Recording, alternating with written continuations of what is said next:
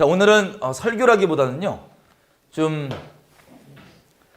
마지막에 무슨 일들이 성경에서 벌어지는지 큰 그림으로 한번 우리가 척추를 한번 꽂아보려고 합니다.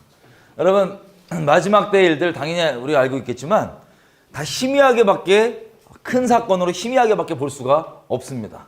그 일들이 실제 벌어진 다음에는 아, 이거였구나라고 분명히 알 수 있겠지만, 우리가 말씀을 여러분들 각자 개인의 자리에서 어떻게 볼 수 있을지를 제가 좀 요령들을 좀 먼저 짚어드리고, 그 다음에 큰 그림에서 어떤 일이 벌어질지를 성경이 말하고 있는지 한번 오늘 확인해보는 시간을 갖겠습니다. 그래서 시간이 조금 걸릴 수 있으니까 저기 헌금함 옆에 저기 피자, 저 피자 안 들어있고 저 김밥 들어있으니까요, 우리가 중간에 와서 한번 쉬었다가 김밥을 드시면서 시작할 수도 있고, 배고프시면 지금 미리 땡기셔도 됩니다.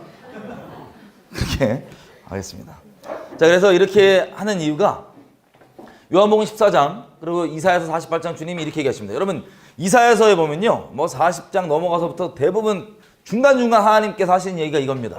누가 이렇게 될 거라고 진작부터 이 장래 있을 일들을 고해 왔느냐? 누가 종말에 대해서 진작부터 이것들을 얘기해 왔느냐? 내가 숨기지 아니하였고 계속해서 너희에게 얘기해 왔고 이대로 이루어 왔느니라.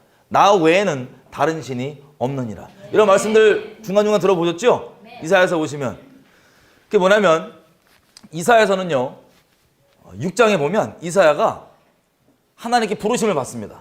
부르심을 받을 때 이사야가 헌신을 했더니 하나님이 이렇게 얘기합니다. 네가 가서 얘기를 하면, 이사야서가 66장이나 되잖아요, 그죠? 66장이나 되는데 네가 가서 이걸 얘기하면 이스라엘 백성들이 못 알아들을 거래요. 네가 전하는데 듣기는 들어도 깨닫지 못하고 네가 말하면 눈이 감기오리라. 그러니까 이사야가 깜짝 놀라요. 아니, 말씀 전하라고 분류를 해놓고 지금 이 시대 사람들은 못 알아듣는다는 거예요. 그러니까 이사야가 물어봅니다, 하나님께. 아니, 언제까지 못 알아듣습니까? 라 그랬더니 하나님께서 말씀하시기를, 이 땅에 있는 사람들이 먼데 옮겨서, 그냥 볼게요. 말씀 볼게요. 6장 가볼게요. 시간 많으니까 줄이지 않고 하나하나 다 가보면서, 여러분들이 언제 어디서건 여러분 스스로 성령 안에서 말씀 보면서 큰 맥락으로 이것들을 좀 볼 수 있도록 척추를 끼는 작업을 오늘 시간이 좀 걸리더라도 하겠습니다. 이사야서 6장입니다. 자, 나를 보내소서가 바로 이 장이에요. 우리 맨날 그 헌신 예배 때 주로 활용하는 나를 보내소서, Here I am, send me. 자, 여기서 헌신을 했더니 하나님께서 10절 보니까 9절 보니까 이렇게 돼 있어요. 이사야에게 하신 말씀이, 여호와께서 가라사대 가서 이 백성에게 이르기를 너희가 듣기는 들어도 깨닫지 못할 것이요 보기는 보아도 알지 못하리라고 하여 이 백성의 마음으로 둔하게 하며 그 귀가 막히고 눈이 감기게 하라. 염려컨대 그들이 눈으로 보고 귀로 듣고 마음으로 깨닫고 다시 돌아와서 고침을 받을 거 하노라. 충격적인 말씀 있죠.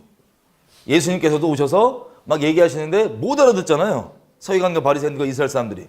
그래서 멸시받는 우리 어부 형들, 제자분들이 물어봤어요. 왜 쟤네 못 알아듣냐고.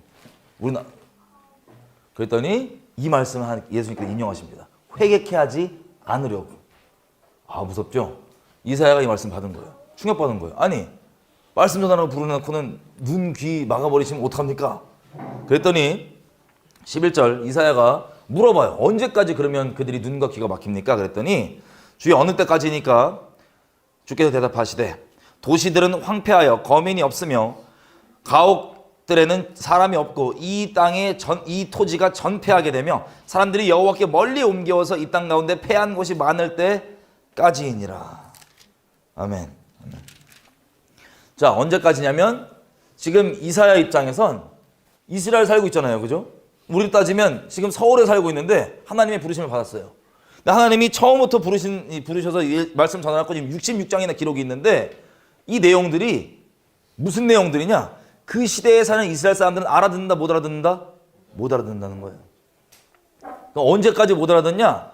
지금 잘 살고 있는데, 우리 이사야가 서울에 살고 있다고 생각해봐요.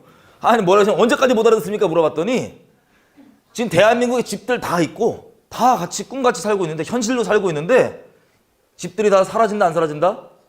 도시들이 다 파괴되고 집들이 다 사라지고 여기 사는 대한민국 국민들이 뽑혀갖고 디아스포라로 먼데 옮기올 때까지 눈이 가려워진대요.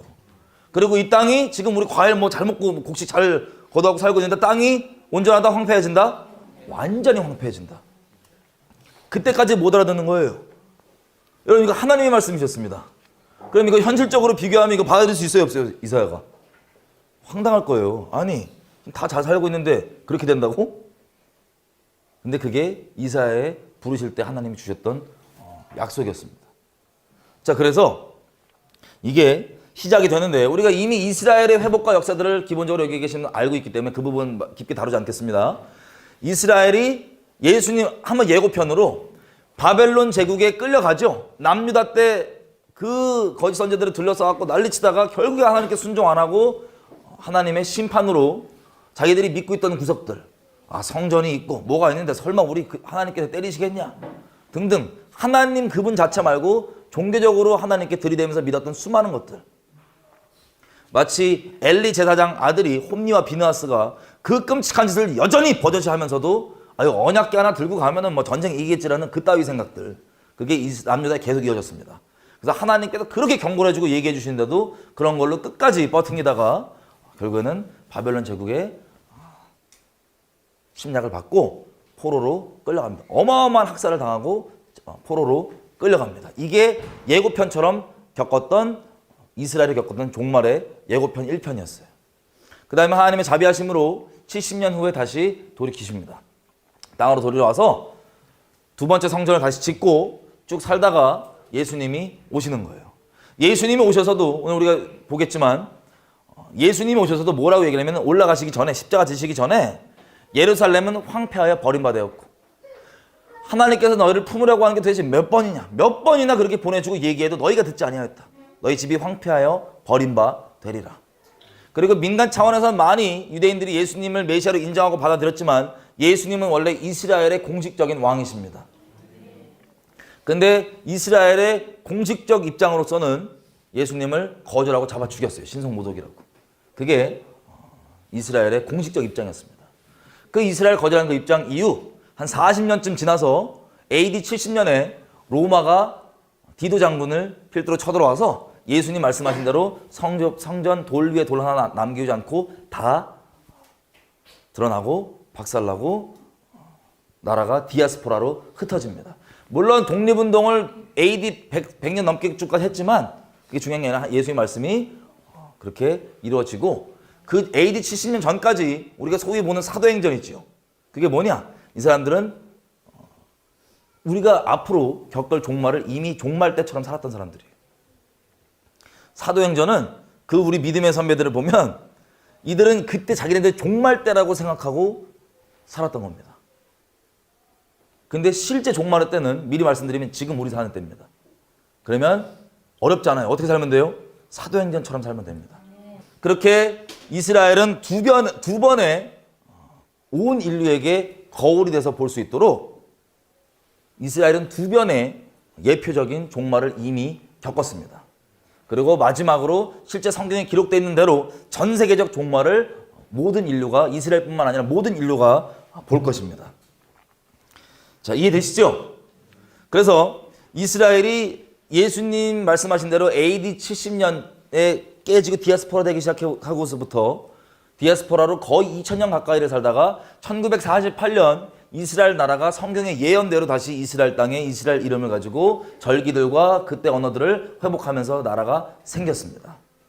자, 그때까지 유대인 중에 예수님 믿은 사람 거의 없습니다.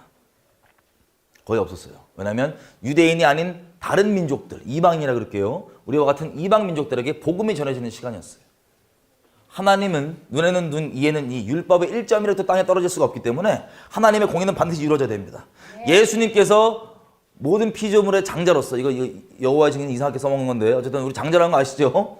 장자는 그 대속물인데 첫째 난 자로서 우리에게 대속물이 되어주시고 그 공의를 예수님께서 십자가로 다 담당해 주셨기 때문에 인생으로 담당해 주셨기 때문에 하나님께서 율법 없이도 우리를 대할 수 있는 게 아니라 예수님 안에서 율법의 공의가 완성됐기 때문에 예수님을 통하여서 우리가 주님을 만날 수 있고 나아갈 수 있는 겁니다. 그래서 예수님은 그 유일한 길이었던 겁니다. 여기까지 이해 다 있으시죠? 자, 근데 원래 인류 역사는 하나님께서 처음 시작하실 때 어떻게 시작하냐면 아브라함을 부르실 때요. 그 직전에 바벨탑을 막 세우다가 온 인류가 흩어집니다. 그 다음에 아브라함을 부르신 목적이 뭐냐? 지금 하나님을 반역하여서 떠나갔던 이 모든 민족을 하나님께로 돌이키기 위해서 아브라함을 부른 거예요. 너의 씨가 모든 민족에게 복의 근원이 되게 하리라. 우리 개인적 차원의 구원은 당연히 하나님께서 기뻐하시고 감사하는 거지만 그 차원에 머물지 않고 모든 민족이 다 주님께 나오게 되는 그것이 하나님께서 원래 인류 역사를 시작하시고 특히 아브라함 때부터 계획하시고 시작하시는 인류 역사의 전개 과정입니다. 이해되시죠? 자, 그렇게 쭉 가는데 마지막 때 그래서 민족적 차원으로는 출애굽기 4장 22절에 보면 이렇게 돼 있어요. 민족적 차원에도 자, 우리는 율법 전혀 상관없이 살았단 말이에요. 이방인들이. 그죠? 그런데 율법의 요구가 반드시 이루어져야 되는데 어디에 이루어졌냐? 이사야서 40장 보면 이렇게 시작해요. 내 백성을 위로하라. 근데 어떻게 위로하냐? 너 복역의 때가 끝났다. 왜 네가 여지껏 힘들었냐? 너는 원래 받아야 될 형벌보다 2배를 받았다. 하나님이 눈에는 눈, 이에는 이 딱 그만큼만 처벌하시는 분인데 이스라엘 민족은 자기의 죄뿐만 아니라 2배를 받았어요. 다시 얘기하면 이스라엘 민족이 나라 잃고 디아스포라로 고난을 받던 그 시절이 모든 민족에게 복음이 전해지는, 그래서 율법 없이 살았던 모든 민족의 공의를 자기네 죄뿐만 아니라 장자 민족으로서 출애굽기 4장 22절 이스라엘은 나의 장자니, 민족적으로 장자입니다. 장자 민족으로서 대속물로서 이 공의를 대신 받아가면서 하나님의 복음이 퍼져갔던 그 시간이 우리가 소위 살고 있던 2000년 전 정도까지의 시간이었습니다. 자, 이 이유는 뭐냐면 복음이 다 전해져서 모든 민족이 예수님께 나오는 겁니다. 자, 그리고 에베소서 피지 마세요. 그냥 간략히 말씀드릴게요. 개요가 너무 길어지는데 에베소서에 보면 바울이 자기가 경륜의 비밀을, 경륜이라는 건 하나님께서 인류 역사를 운영하시는 방법입니다. 경륜의 비밀을 깨달았다고 몇 번이나 기록한다고 되어 있는데 이 기록들이 로마서 9장에서 11장 그리고 에베소서 2장 3장 등등에 나와 있습니다. 이게 무슨 뜻이냐면 깨달은 경륜이 이거예요. 이방인인 너희가 예전에는 이스라엘에게 하나님께서 약속하신 수많은 언약들과 이스라엘에게 약속하신 그 메시아와 이스라엘의 하나님과 상관이 없는 자였는데, 그리고 이스라엘 나라들과 상관이 없는 자였는데 예수님 안에 들어와서 이스라엘에게 약속된 그 수많은 복과 이것들을 너희가 예수 때문에 누리느니라. 이게 비밀이라는 거예요. 경륜. 자, 예수님이 다시 오시죠? 예. 뭐로 오십니까? 목사님으로? 목사님으로 오세요? 왕으로 오십니다. 어느 나라 왕으로 오세요? 이스라엘 왕으로. 이스라엘 왕으로 오는데 이스라엘만 다스려요? 열방을 다스려요? 자, 우리 킹제임스 이런 데 있으신 분은 보시면 에베소서에서 2장 12절에 바울이 너희가 이스라엘 나라들과 상관없다고 얘기할 때 뭐라고 얘기하면 이스라엘 연방과 상관없는 자들이었다고 얘기합니다. 왜냐하면 주님이 이스라엘 왕으로 오시지만 전 세계를 통치하실 때 이스라엘 다 연방이에요. 전 세계가. 그렇게, 왜냐하면 주님이 아브라함 때부터 모든 민족을 주님께로 인도하시기로 시작한 그때 심판까지 다 끝내시고 오셔서 다스리는 그때가 이스라엘 연방으로 가는 겁니다. 그렇게 하나님의 말씀이 처음부터 끝까지 보면 민족들을 부르시는 이 내용들이 성취가 됩니다. 여기까지 이해되시죠? 인트로부터 머리가 이렇게 딱 물음표 생기신 분들 많을 텐데 제가 이스라엘 관련해서 나눈 내용들 있으니까 교회와 이스라엘 이런 영상 뭐 1편, 2편 뭐 있는 것 같은데 찾아보시면 자세히 나오니까 한번 보시면 됩니다. 자, 그런 과정에서 이 이스라엘 사람들의 눈과 귀가 이사야에게 말씀하신 것처럼 왜 가려지냐? 로마서 11장에 이렇게 되어 있습니다. 계속 가려지는 게 아니라 이방인의 충만한 수가 찰 때까지 눈이 가려지리라.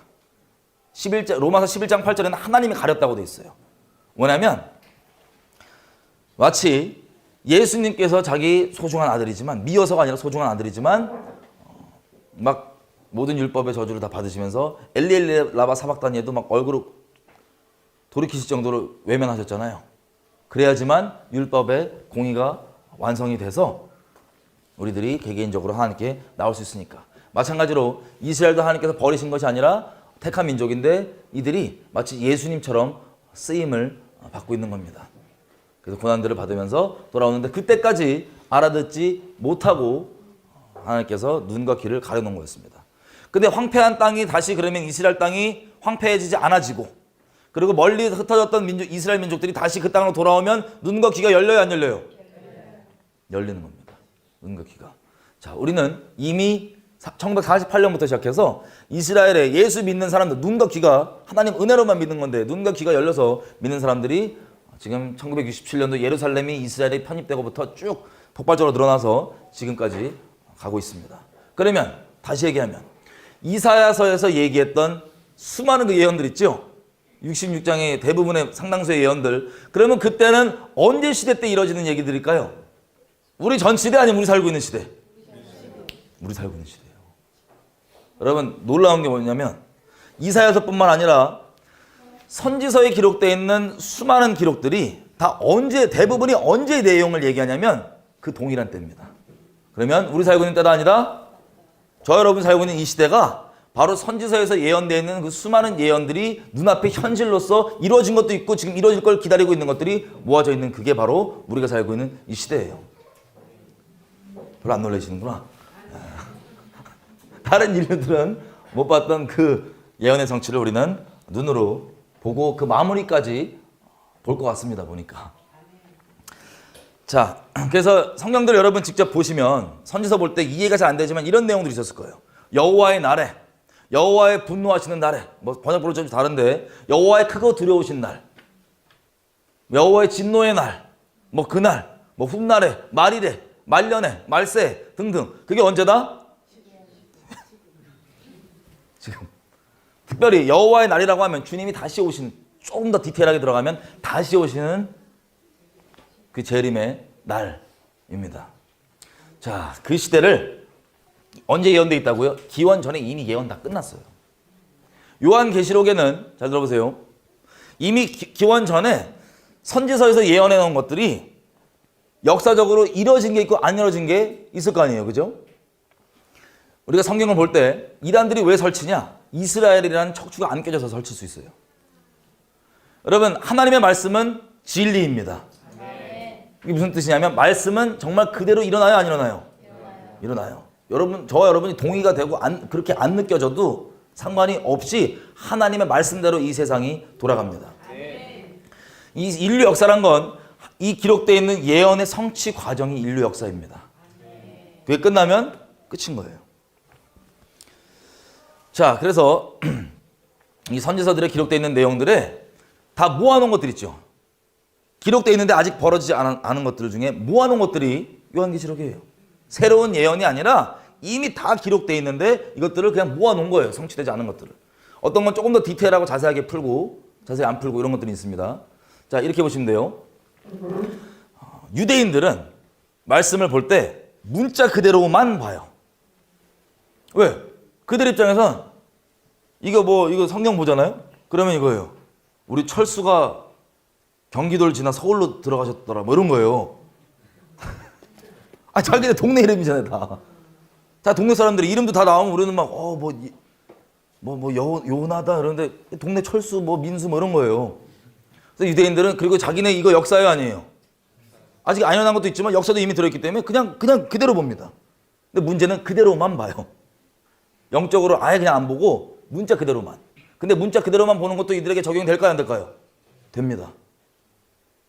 근데 우리는 지금 우리가 갖고 있는 신학이나 이런 것들이 언제 생겼냐면 이스라엘이라는 나라가 지도상에 존재하지 않을 때 주로 생겨진 신학들을 우리가 믿고 있습니다.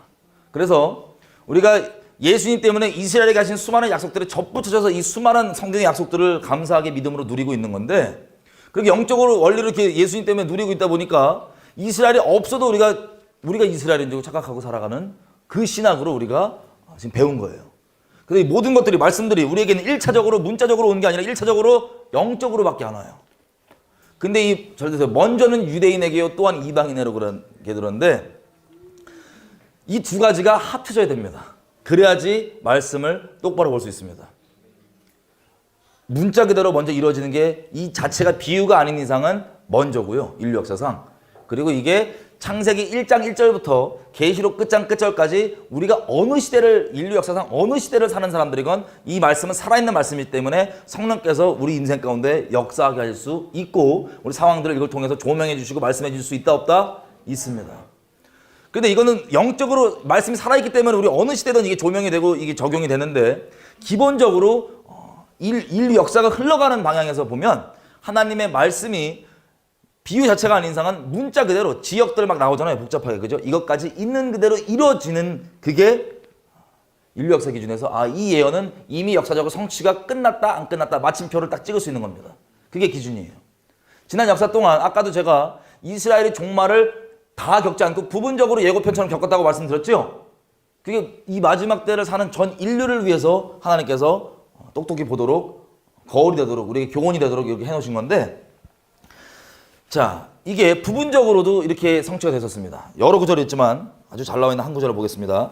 여러분, 스갈에서 12, 13, 14장이 어떤 내용이냐면 마지막 예수님 오시는 그 순간까지 벌어지고 있는 이스라엘의 전쟁 얘기입니다. 여러분, 선지서들에 보면 예수님이 예언돼 있죠. 각각 다른 선지서들에 예수님이 예언이 돼 있습니다. 그런데 이거는 우리가 예수님이 이미 오셨으니까 이 한 분에 대한 내용 예언들을 부분적으로 했구나라고 인식하고 있죠. 이게 다른 사람을 산발적으로 예언한 게 아니라 오실 그 메시아 예수님에 대해서 부분적으로 다른 부분들을 예언을 해놓은 겁니다. 선지서들이. 근데 한 분이신 예수님을 예언한 거예요. 맞죠? 마찬가지로 우리가 성경을 볼 때 여러분 종말론 뭐 이런 것도 여러 가지 볼 때 보면은 저도 좀 이렇게 봤더니 이런 분들이 있어요. 대부분 분들이 이래요. 2D로 그냥 일자로 줄 쫙 그어놓고 성경에 뭐 기록하면 이게 같은 사건이라고 안 보고 다 따로 보는 거예요. 그렇게 되면은 우리가 산발적으로 이렇게 막 잘 이해가 안 되겠죠. 마지막 때 사건들이. 마지막 때 사건도 예언되어 있는 게 큰 그림에서 큰 사건을 부분적으로 예언한 것들이 대부분입니다. 자, 그런 식으로 부분적으로 예언했는데 이 스갈에서 12장에서 14장도 그 마지막 때 일어날 전쟁에 대한 부분적인 예언입니다. 이 예언이 나중에 보겠지만 에스겔서 38장 39장도 있고 요엘서 3장도 있고 곳곳에 다 이 같은 전쟁이 부분적으로 예언이 되어 있어요. 자, 그 중에서 이때 일어날 일 중에 12장 10절을 보면 이런 말씀이 나옵니다. 12장 10절 다 펴셨나요? 제가 읽어볼게요. 내가 다윗의 집과 예루살렘 거민에게 은총과 간구하는 심령을 부어주리니 그들이 그 찌른 바 그를 바라보고 그를 위하여 애통하기를 독자를 위하여 애통하듯 하며 그를 위하여 통곡하기를 장자를 위하여 통곡하듯 하리로다. 11절 그날에 어디에? 예루살렘에 큰 애통이 있고 무기또 골짜기 하다드림몬에 있던 애통과 같을 것이라. 무기또가 어딘 줄 알았어요? 아마겟돈, 하르무기또. 그 아마겟돈이요. 자, 그 무기또에 애통이 있고 또 12절 온 땅의 각 족속이 다 따로 애통하고 쫙 애통한다. 14절까지. 요 내용들이 나와 있습니다. 여러분 이거 어디서 많이 본 적 있죠? 요한복음 19장 가볼게요. 37절에 보면 예수님께서 십자가에 못 박히시고 로마 군사 하나가 옆구리를 창으로 찌르죠. 찌른 것을 보고 물과 피가 쫙 쏟아지는데 이 기록에 대해서 뭐라고 요한이 얘기하냐면 37절 보면 이렇게 얘기합니다. 또 성경에 또 다른 성경에 저희가 그 찌른 자를 볼 것이다 하였느니라. 찌른 자를 본다. 이거 어디를 구약에서 어디를 인용한 것 같으세요? 요한이.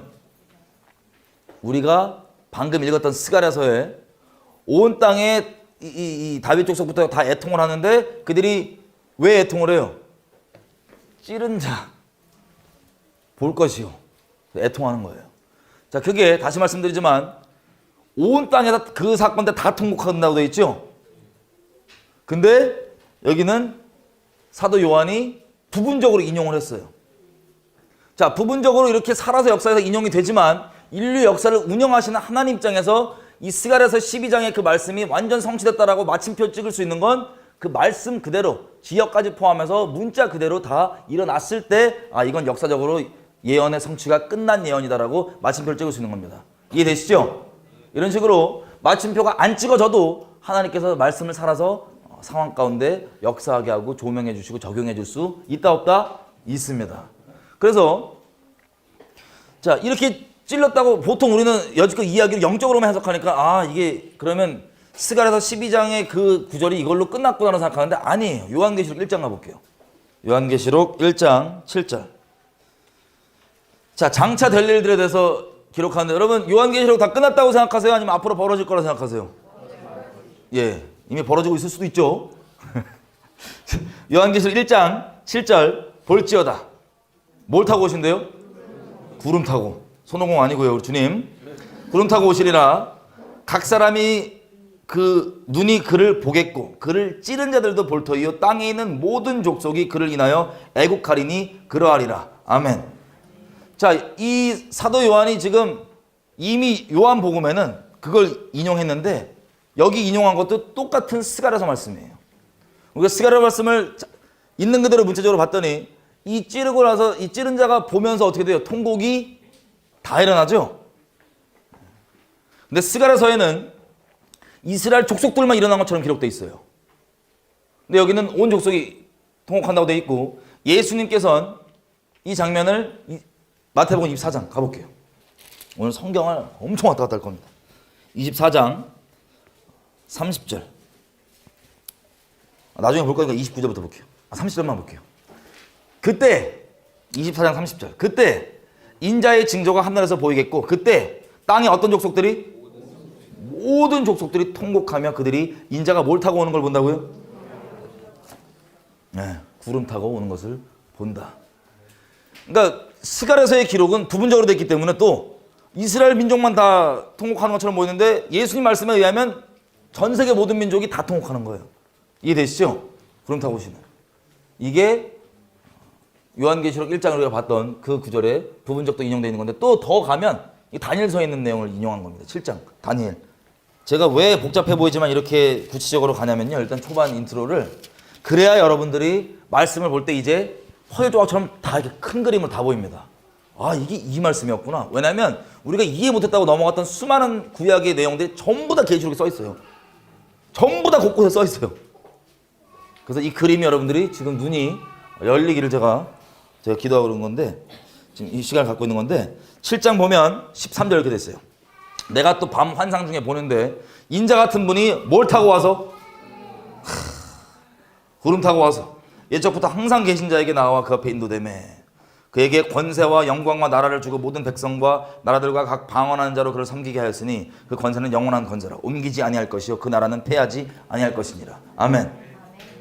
자, 이 말씀들이 다 합쳐져 갖고 예수님께서도 부분적 인용하시고 그리고 요한계시록에도 이게 되고 우리 인류 역사를 사는 우리에게는 이게 언제 완성되냐? 이 문자 그대로 스가랴서 문자 그대로.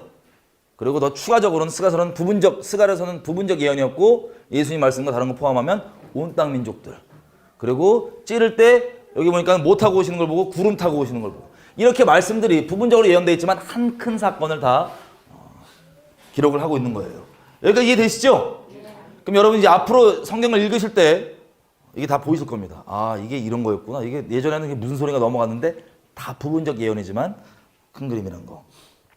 자, 이 이해를 갖고 우리가 시작을 하겠습니다. 인트로 이제 끝났어. 30분 했어요. 불안합니다. 지금 인트로가 30분 걸렸으니까.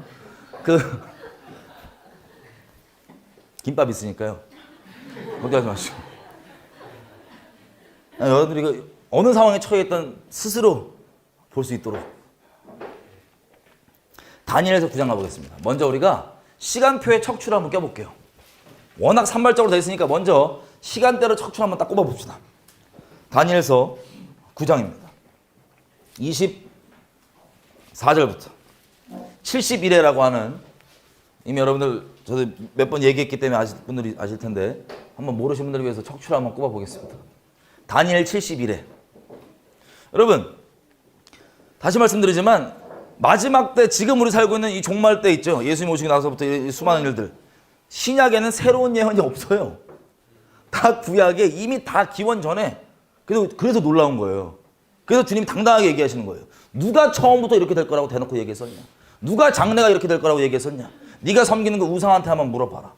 장차 될 일들을 내가 숨기지 아니하였고 처음부터 얘기해왔고 내가 그렇게 이뤄왔다. 나밖에 하나님이 없느니라. 이거를 보는 전 세계 사람들이 이 열리면 열수록 다 무릎 꿇겠어요? 안 꿇겠어요? 다 꿇는 거예요. 알량하게 뭐 남묘란계처럼 병이 났는데요. 감사한 일인데 그 정도 수준이 아니고 전 세계 인류 역사를 기원 전에 다 기록하신 대로 쭉 이끌어 가시는 유일하신 만주의 주 우리 하나님. 우리는 그분을 섬기는 겁니다. 그분을 감히 아버지라 부를 수 있는 겁니다. 그분이 우리를 사랑해 주시는 거예요. 이걸 기억하시면 어떤 상황에서 배도 안 하실 겁니다. 인류 역사는 이미 승리가 정해져 있어요. 어려워도 잠시 어려울 뿐이에요. 이 엔딩이 정해져 있으면 우리 당당할 수 있거든요. 결말이 어떻게 될지 모르면 불안한데 결말이 이미 승리야. 할렐루야. 너희가 세상에서는 환난을 당하나 담대하라. 내가 세상을 이겼노라. 아멘. 이 결론 딱 붙잡고 어려울 것 같아도 그냥 무조건 이겼어. 우리 이겼어. 이 정신통이 아니고 진짜예요. 이긴 거예요. 주님이 이겼어요. 자, 다니엘서 9장이 이런 장입니다. 다니엘이 지금 어디에 있죠? 이스라엘에 있습니까? 외국에 끌려와 있습니까? 이스라엘은 똑바로 서 있어요? 다 무너져 있어요? 다 무너져 있습니다. 다 무너져 있고 포로로 끌려와서 하나님의 은혜로 지금 총리까지 하고 있습니다. 자, 총리하면서 이 말씀을 읽다가 뭘 깨달았냐면 예레미야서를 보니까 포로로 끌려간 지 70년 되면 하나님 다시 긍휼을 베풀어 주셔서 돌려주신다고 그랬네. 라고 그래서 다니엘이 기도를 합니다. 우리 민족 가운데 하나님 불쌍했고 죄가 많습니다. 막 회개하고 말하니까 그 응답으로 하나님이 가브리엘 천사를 보내줘요. 가브리엘 만나보신 분?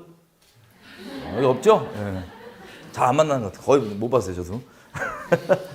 자, 가브리엘 천사가 응답을 갖고 왔는데 24절 이렇게 됐습니다. 너의 백성과 너의 거룩한 도시를 위하여 70일의 기한을 정하였다. 이것이 허물이 마치며 죄가 끝나며 죄악이 영원히 속량되며 영원한 의가 드러나며 환상과 예언이 응답되며 또 지극히 거룩한 자가 기름 부음을 받으리라. 자, 선지서가요. 선지자들이 봤던 환상과 예언들에 대한 기록입니다. 그죠? 그러니까 이 70일이라고 하는 70의 7, 71회. 하여튼 개념이 우리가 좀 헷갈리는데 70의 7이에요. 이 71회라고 하는 기간이 다 끝나면 뭐가 된다고요? 모든 선지자들의 환상과 예언이 응답된대요. 그러면 쉽게 얘기하면 복잡하지 않게 세상이 끝난다는 거죠. 물론 우리에겐 새로운 시작인데 일단 지금까지 인류 역사를 보면 종말이 온다는 거예요. 주님이 오신다는 거예요. 자, 이게 71회라고 하는 때를 정했습니다. 하나님께서 시간. 근데 보면 이 71회가 24절 보면은 적용 대상이 나와 있어요. 우리가 쓰는 시간 있죠. 이거는 그냥 멈출 수 있어요, 없어요? 못 멈추고 계속 돌아갑니다. 그런데 이 71회라고 하는 하나님이 정한 시간은 일반적 모두에게 적용되는 시간이 아니에요. 무슨 시간이냐면 두 적용 대상이 있습니다. 누구와 누구에게 정한 거래요? 다니엘에게 너의 백성과 너의 거룩한 도시를 위하여서 70일이라고 하는 기간을 정했다. 그러니까 70일에는 모두에게 적용되는 시간이 아니라 두 대상, 이스라엘 백성과 예루살렘 도시에 적용되는 시간입니다. 이해되죠? 예, 거기에 적용되는 시간이에요. 그러니까 모두에게 보편적인 게 아니고. 자, 그렇게 되면 주님이 오신다는 겁니다. 이게 우리가 소위 말하는 70일이에요. 자, 말씀드린 것처럼 적용 대상은 이렇게 둘에게 적용되는 거고요. 한쪽만 있어도 안 되겠죠? 둘에게 적용되는 겁니다. 자, 그래서 미리 말씀드리면 이 적용 대상이 정해져 있는데 얘네가 이스라엘 백성과 예루살렘 도시란 말이에요. 적용 대상이. 71의 예언만 봐도. 하나님 말씀 무조건 이루어집니까? 안 이루어집니까? 하나님 말씀 진리 맞죠? 그래서 1948년도에 이스라엘 나라가 다시 생겼을 때만 해도 예언대로 됐어. 수많은 다른 선지서에 나와 있는 예언들이 성취가 된 거예요.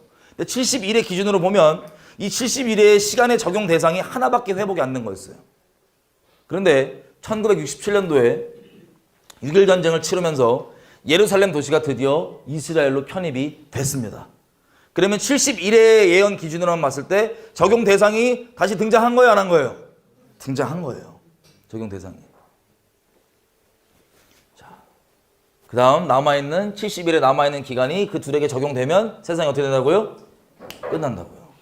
그러니까 우리가 쉽게 큰 그림에서 봤을 때 70일의 개념으로도 종말을 때 산다 안 산다 이런 개념이 느낌과 감, 안 믿는 사람도 요즘에 야 종말이야 말세야 그러는데 느낌과 감이 아니고 말씀에 기록되어 있는 내용들을 봤을 때 이 적용 대상이 다시 등장했으니까 나머지 남아있는 70일의 적용 기간이 다 적용되면 말씀이 무조건 진리니까 종말이 온다는 겁니다.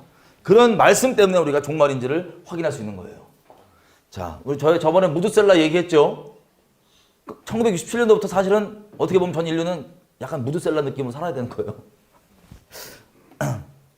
우리가 보겠지만 자 70일의 적용 대상 이스라엘 백성과 예루살렘. 자, 이 부분은 일단 가볼게요. 혹시 또 논쟁이 있을 수 있으니까 여러분들이 다른 미혹들에 빼앗기지 않도록 제가 단도를 치면 71회가요. 결론적으로 말씀드리면 490년 얘기합니다. 70 곱하기 7. 490년 얘기합니다. 현대인 성경 이런 어떤 번역에 보면 아예 그냥 490년이라고 써 있어요. 490년을 정하였나니. 근데 이게 우리가 쓰는 달력과 성경이 쓰는 달력이 좀 달라요. 우리는 1년에 며칠이죠? 365일.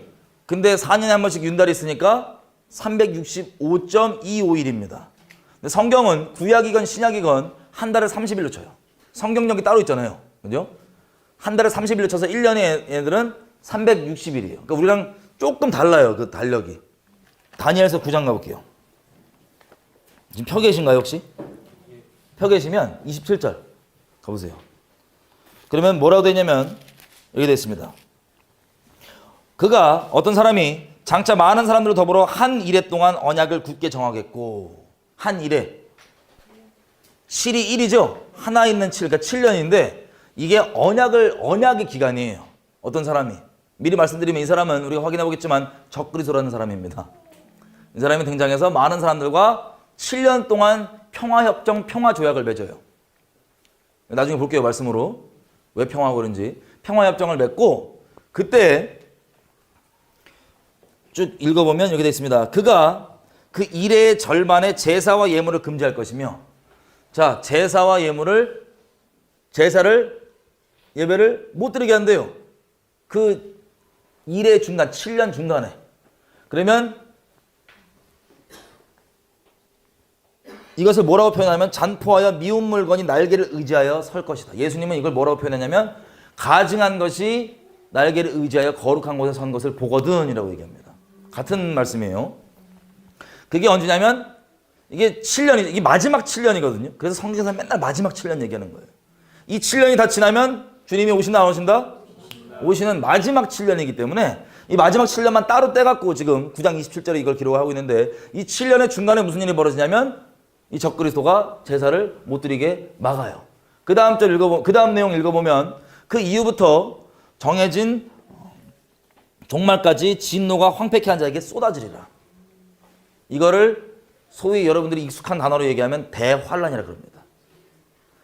이 7년 동안의 절반의 적그리스도가 제사를 금지시킨 다음에 그 다음부터가 대환란이라고 하는 게 우리가 소위 알고 있는 기본적으로 쓰는 용어입니다.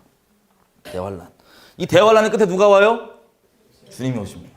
이렇게 인력사가 끝나는 건데 자, 이게 요한계시록 11장 13장 한번 가볼게요. 11장 2절에 보면 이렇게 되어 있어요. 자, 이방인들이 성전 거룩한 도시를 42달 동안 짓밟으리라. 42달. 42달이면 몇 년이에요? 42달이면 3년 반. 3절. 3년 6개월짜리를 날짜로 뭐라고 얘기하면 내가 나의 두 증인에게 권세를 주리니 저희가 굵은 베옷을 입고 며칠을? 네, 그래서 한 달을 30일로 치는 게 구약, 신약 다 성경적 달력으로 그렇게 한 달에 30일로 쳐요. 자, 이해되시죠? 요건 더 자세하게 안 들어가겠습니다. 그리고 요한계시록 13장 여기도 보면 5절에 적그리스도가 완전 이제 전 세계를 김일성처럼 김정은이처럼 지금 통치하는 그때인데 13장 5절에 보면 이렇게 돼 있어요. 또 짐승이 큰 말과 참남된 말하는 입을 받고 언제 동안 일할 권세를 받으니? 42달 동안 일할 권세를 받으니 이렇게 3년 반 더해서 7년입니다. 자, 이해되시죠? 이렇게 여기 마지막 7년인데 뭐 쓰실 분은 쓰셔도 돼요. 창세기도 그리고 다 구약 신약 한 달을 30일로 칩니다. 그래서 결론적으로 71회가 그러니까 뭐예요? 490년인 거예요. 근데 조금 다른 게 뭐냐면 71회가 490년인데 자, 한 달을 30일로 세는 490년이에요. 그러니까 우리가 쓰는 365.251의 490년이 아니고. 자, 그래서 다니엘서 9장 25절 가보겠습니다. 9장 25절 가보면 이렇게 얘기해요. 이 71회가 언제부터 시작되냐? 다니엘이 또 이 말씀을 무조건 받는다고 되는 게 아니에요. 요이 땅 시작되는 시간이 25절. 그러므로 너는 깨달아 알지니라. 예루살렘을 다시 지으라는 명령이 날 때부터 기름 부음 받은 자 곧 왕이 일어나기까지 7이래와 62일에가 지날 것이요. 자, 25절 보면 언제부터? 예루살렘을 다시 지으라는 명령 날 때부터. 성경에 보면요, 예루살렘을 다시 지으라는 명령이 크게 한 네 종류 나옵니다. 네 가지, 네 부분이 나옵니다. 크게. 근데 전부 다 무슨 내용이냐면 예루살렘 성전을 다시 지으라는 조서들이에요. 그런데 유일하게, 감사하게 헷갈리지 않도록 유일하게 예루살렘 도시를 다시 지으라는 명령이 언제 떨어지냐면 느헤미야 2장에 유일하게 있는 기록입니다. 느헤미야가 자기 성벽 다 불타고 그러고 때문에 막 가슴 아파갖고 그러고 있는데 얼굴 표정 관리 안 되니까 왕이 술 따라주다가 느헤미야한테 너 뭔 일 있냐? 그랬더니 느헤미야가 저 빨리 갔다 오면 안 될까요? 이래갖고 왕이 야 갔다 와! 그래서 조서를 때려주는, 그게 예루살렘 도시를 다시 지으라는 명령은 성경에서 유일해요. 자, 그럼 그때가 언제냐면 이때부터 70일에가 시작이다 아니다? 시작이라는 소리예요. 예루살렘 도시를 다시 지으라고 명령할 때부터 70일에는 시작. 그래서 7일에가 지나고 62일에가 지난다고 합니다. 두 번을 나눠요. 여기 보면 예루살렘 도시를 재건하는 명령은 언제냐? 아닥사스다 왕제 느헤미야 2장에 나와 있는 대로 이걸 우리가 쓰는 태양력으로 얘기하면 기원전 445년 니산월입니다. 니산월. 니산월이 뭐냐면 우리 제니어리, 페브루아리, 마르치 해갖고 이름이 다 다르지만 그 1, 2, 3, 4 우리 1, 2, 3, 4로 쓰잖아요. 니산월이 얘네들은 무슨 절기가 있는 월이냐면 6월절이 있는 절기가 있는 월이에요. 그때부터 70일의 카운트다운이 시작이에요. 왜냐면 느헤미야 2장 1절에 보면 아닥사스다 왕 몇 년이죠? 몇 년에 니산월에 있었던 일이라 돼 있어요. 이때부터가 70일의 시작입니다. 이렇게 보면 기원전 기원후인데 우리 지금 이렇게 살고 있잖아요. 1년 365일. 요거를 봐서 보겠습니다. 니산월부터 쭉 가요. 그럼 7일에 동안, 자 25절 마저 읽어보겠습니다. 이렇게 돼 있어요. 7일에와 62일에가 지날 것인데 그때 곤란한 동안에 도시가 다시 지어지며 거리와 광장을 이룰 것이며, 그 다음에 26절 보면 62일의 이후에 기름 부음 받은 자가 끊어져 없어질 것이며. 여러분, 예수 그리스도 메시아, 그리스도 무슨 뜻입니까? 기름 부음 받은 자라는 뜻이죠. 메시아가 기름 부음 받은 자라는 뜻이죠. 이렇게 얘기하는 겁니다. 70일에가 시작되면 7일에와 62일에를 나누는데 왜 나누냐? 7일에가 지나면 성경 말씀에 의하면 도시가 다시 지어져서 거리와 광장을 이룰 거고, 그 다음에 또 62일에를 지나면 메시아가 끊어져 없어질 것이고. 무슨 뜻이에요? 죽는다는 뜻이죠? 자, 그렇게 되는 겁니다. 그러면 하나님 말씀은 진리이니까 이대로 되는 거예요. 7일에가 지나면 49년이죠? 그러면 예루살렘 도시가 다시 재건된다는 겁니다. 니산월부터. 그리고 이때부터 또 62일에가 지나면 메시아가 죽는다는 겁니다. 자, 여기 보면 니산월인데 성경 달력을 우리 지금 있는 365.251로 대립해 보면 언제가 나오냐면 이 다니엘서 예언에 의하면, 그리고 기원전 445년이 맞다면 기원 후, 우리 살고 있는 기원 후 32년 니산월 6월절이 나옵니다. 성경 달력대로 돌아가니까. 그때 무슨 일이 벌어져요? 예, 성경에 기록된 대로 십자가 사건이 벌어지는 거예요. 그럼 하나님의 말씀이요, 이렇게 정확합니다.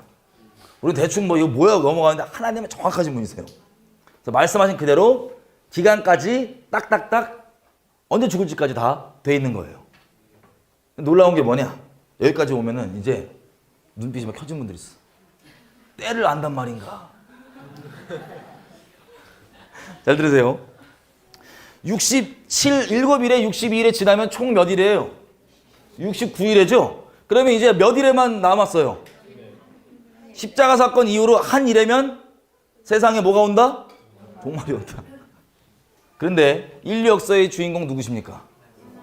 우리 그분의 이야기 히스토리죠?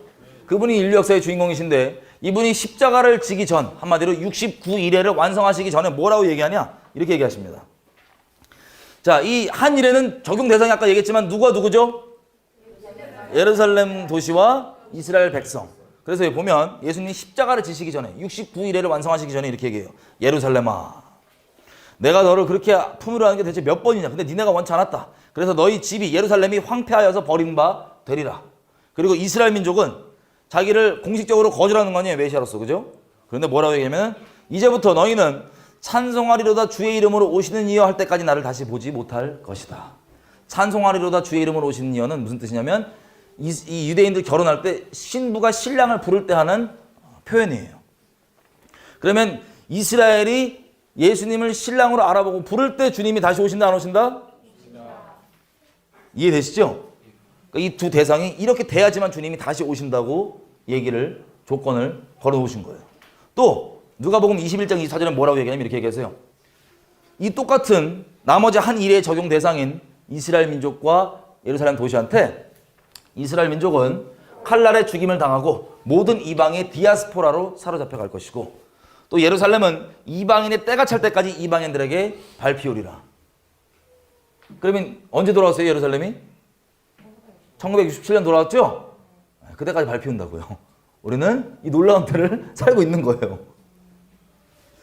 자, 그래서 이 두 대상이 지금 이스라엘이 지금 있고 예루살렘이 1967년부터 돌아왔으니까 이 마지막 한 일의 7년의 적용 대상이 지금 우리 시대에는 지금 있는 거예요. 언제 시작될지는 주님이 아시는 거예요. 그러면 시작되면은 쭉 가는 거죠, 7년. 우리는 그런 시대에 살고 있습니다. 그래서 무드셀라 같은 시대예요. 우리가 언제 시작될지는 주님이 아시지만 예약이 돼 있다고요. 이미 다 장전이 돼 있다고요. 그래서 말씀인 거예요. 자, 하나님이 어떤 분들이 이래요. 베드로서에 보면은 야 주님 다시 뭐 예수 다시 온다며 다시 온다며 왜 안 오냐고 막 조롱하는 사람도 있다고. 하나님이 자비하셔서 모든 사람이 주님께 올 수 있도록 그리고 최소한 한 번의 기회를 들을 수 있도록 오래 참아주고 계신 거지. 한 자비하셔서 그런 겁니다. 우리가 조롱하고 까부는 사람들 난 걱정돼요 진짜. 자비하셔서 쭉 참아주고 계신 건데 이 7년이 시작되면 7년 쭉 가는 겁니다 그냥. 자, 이렇게 69일을 완성하시면서 마지막 7년을 바로 일어난대요? 훗날에 일어난대요?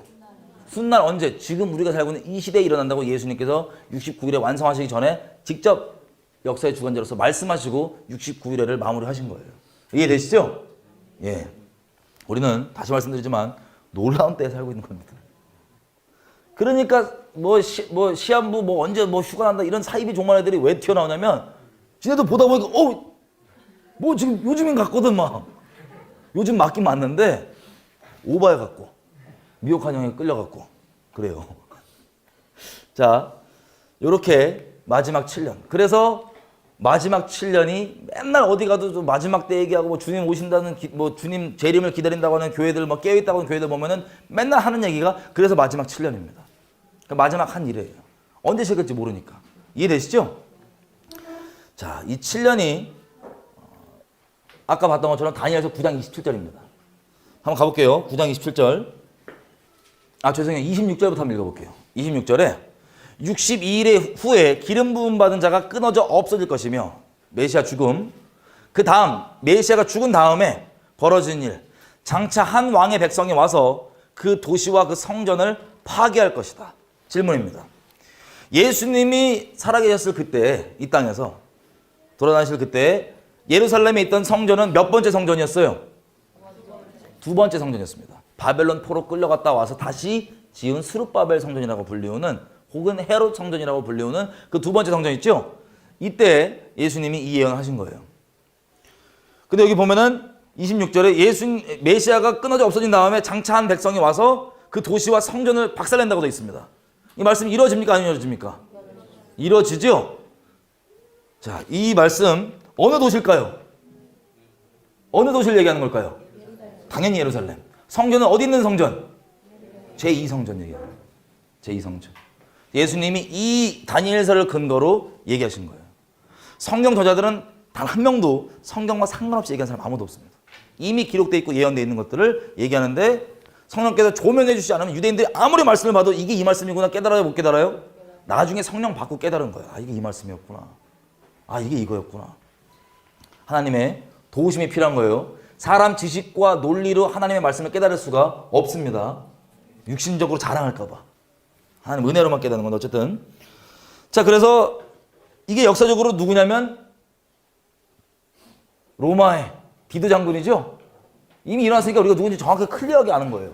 로마의 디도 장군이 와서 예루살렘 성전 박살내고 디아스포라로 끌고 갔습니다. 자, 그 다음에 26절 계속 읽으면 그 종말은 홍수의 엄몰됨 같을 것이며 또 끝까지 전쟁이 있으니 황폐할 것이 작정되었느니라. 그 다음 27절입니다. 마지막 7년.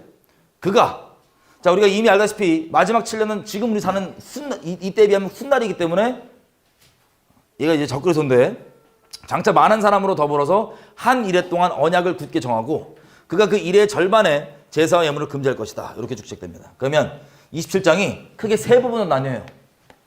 27장의 첫 부분, 그가 장차 많은 사람으로 더불어 한 일해 동안 언약을 굳게 정하겠고, 그리고 이 언약을 7년 동안, 이 7년이라는 게 언약을 정한 기간이에요. 적그리스도가 평화조약, 평화협정.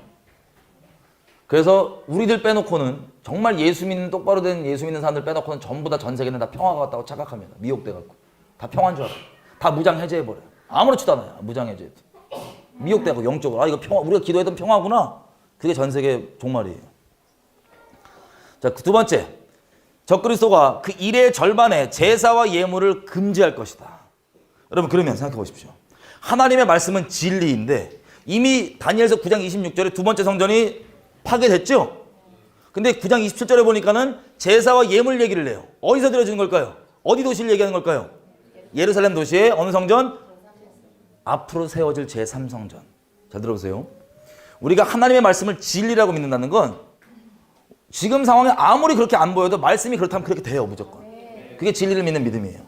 그래서 하나님이 굳이 제3성전이 지어진다 어쩐다라고 얘기를 안 해도 이 말씀이 이루어지려면 무대 배경인 제3성전이 생길 거라는 걸 우리가 안다 모른다? 안다는 거예요. 우리가 마지막 때를 볼 때 여러분들이 잘 필터하셔야 될 게 뭐냐면 말씀에 이렇게 딱 기록되어 있는 게 있고 이 말씀이 이루어지기 위해서 이 말씀이 무조건 성취되니까 이렇게 되지 않을까라고 추정하는 게 있습니다. 추정은 말 그대로 사람의 추정이니까 그게 안 될 수도 있고요. 그렇게. 근데 추정과 상관없이 그 말씀은 무조건 이루어진다 안 이루어진다? 어떤 모양이든 이루어지는 거예요. 그래서 말세에 대해서 많은 사람들이 헷갈리고 오해하는 게 추정들이 워낙 많아요. 근데 사람들이 들 때 이건 추정이구나 하고 그냥 참고 정도로만 할 수 있으면 참고를 할 수 있으니까 그죠? 있으면은 괜찮은데 이거를 말씀이 얘기하는 바와 이 말씀 때문에 무엇을 추정했는지를 모르면 이것 때문에 그렇게 된다는데 안 되던데 이러고 다 헷갈리는 거예요. 이러고 그냥 정말 아니야 그러고 가버리는 거예요.